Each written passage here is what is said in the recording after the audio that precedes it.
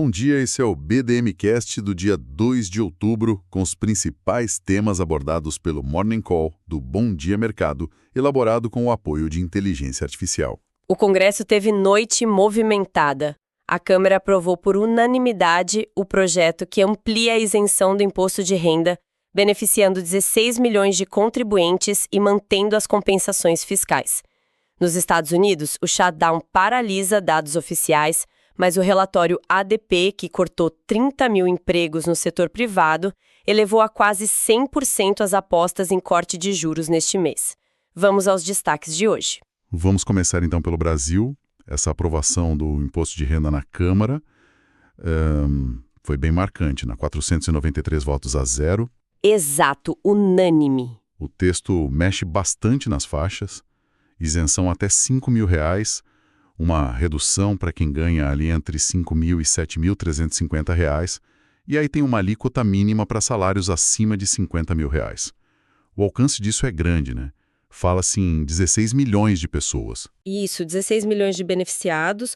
Politicamente é uma vitória, sem dúvida, para o governo Lula. É algo que, estava nas promessas e ajuda a construir o cenário para 2026, né?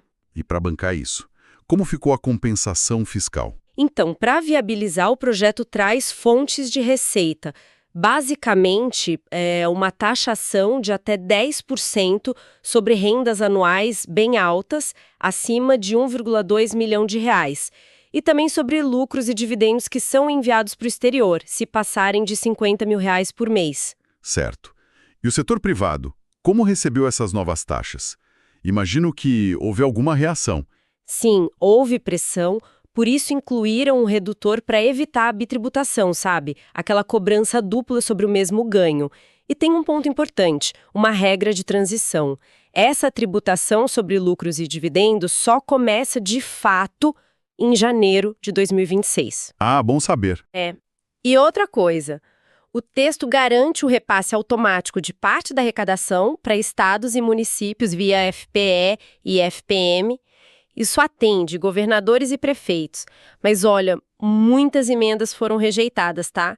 Umas 96. A maioria por não indicar de onde viria o dinheiro. Tipo, taxar apostas online ou corrigir toda a tabela pela inflação.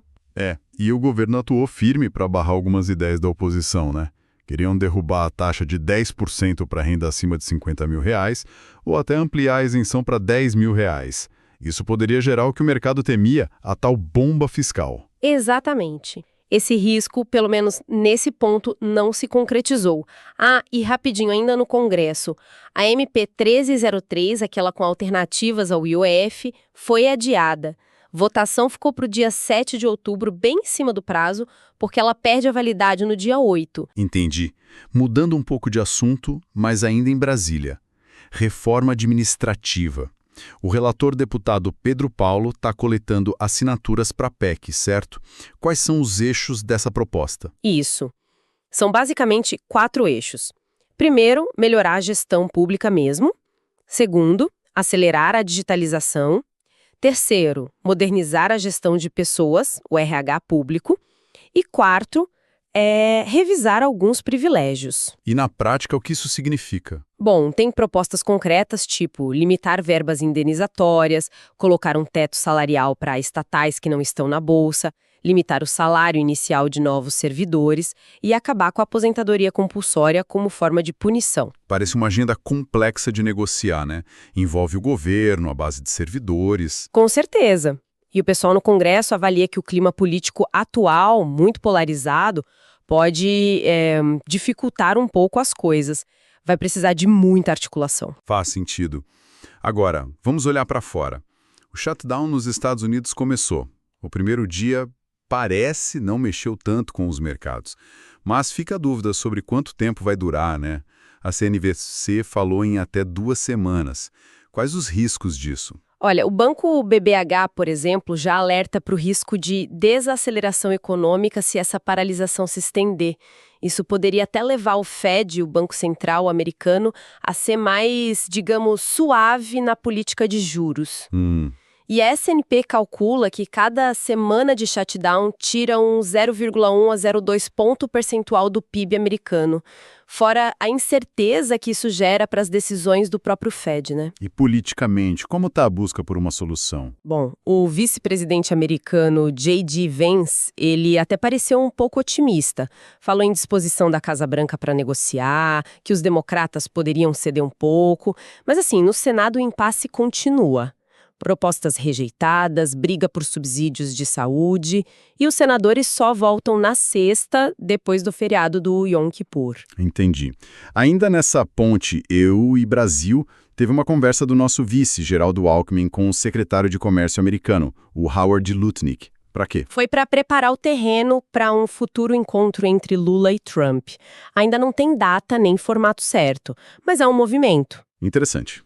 E parece que o governo brasileiro está apostando nessas conversas antes de talvez avançar com aquela ideia da lei anti-embargo, sabe? Aquela que o Gilmar Mendes defendeu e a AGU chegou a rascunhar. A ideia seria evitar retaliações dos Estados Unidos. E o Trump, por falar nele, anunciou que deve encontrar o Xi Jinping, líder chinês, em 4 semanas, para discutir compras de soja e talvez repasse de tarifas para os agricultores americanos. Bom, e falando em mercados, ontem Nova York fechou no azul. Dow Jones subiu 0,09%, S&P 0,34%, Nasdaq 0,42%. O que puxou foi aquele dado do ADP, mais fraco que o esperado, que aumentou as apostas de corte de juros por lá. E aqui no Brasil? Aqui foi o contrário. Ibovespa caiu 0,49%, fechou nos 145.517 pontos. O dólar subiu um pouquinho, 0,11%, para R$ 5,3286. Teve uma oscilação, né? Um clima de cautela por causa do shutdown lá fora e aqui dentro com a questão fiscal depois do IR. Os juros futuros também subiram um pouco. E para a agenda de hoje, o que temos? Olha, às 5 da manhã já saiu o IPC-FIP de setembro, que é um índice de inflação. A projeção era de aceleração para 0,49%. Às 11 horas saem os dados da Fenabrave de venda de veículos e às 11h30 tem fala da Lori Logan, do Fed de Dallas. Importante notar também a liquidez, né? Deve ser mais baixa hoje por causa do feriado de Yom Kippur em Nova York e da Golden Week lá na China. Exato. E para a gente fechar, fica uma reflexão, talvez. A gente vê o Brasil aprovando medidas fiscais, tentando equilibrar contas e atender demandas sociais. Ao mesmo tempo, os Estados Unidos enfrentam uma paralisia no orçamento com o risco para a economia deles. Como será que esses cenários tão diferentes de gestão fiscal podem impactar os investimentos e as perspectivas para a nossa economia aqui nos próximos meses? Ouça todos os dias, a partir das 8 horas, o BDM Cast no canal do Bom Dia Mercado no YouTube. Até amanhã.